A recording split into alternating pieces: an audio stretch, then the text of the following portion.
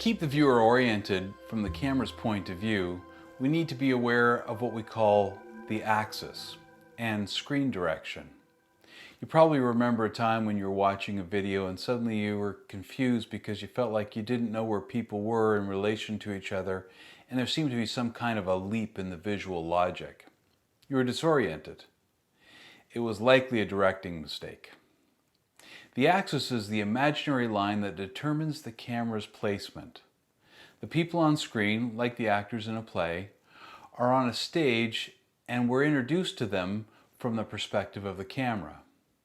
The axis is determined by the eye line between people on screen.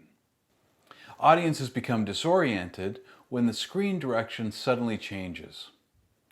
If you film someone looking to the right side of the camera frame, you need to keep them looking that way when you move the camera to a new angle. For them to suddenly look the opposite way, you've changed the screen direction and broken the axis. If we were to jump to the opposite side of the axis, the audience would suddenly become disoriented. If you map out the blocking on the page, it'll look like this. It's a bird's eye view looking down on people in a room.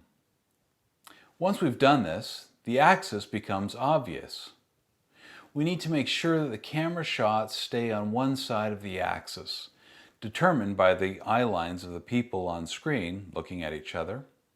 If we do this correctly, the screen direction will stay consistent and the audience won't get confused when they're watching.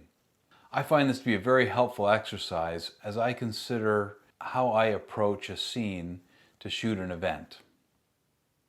These principles are relatively easy to understand, but trust me, they can be very challenging to get it right when you're in the middle of shooting.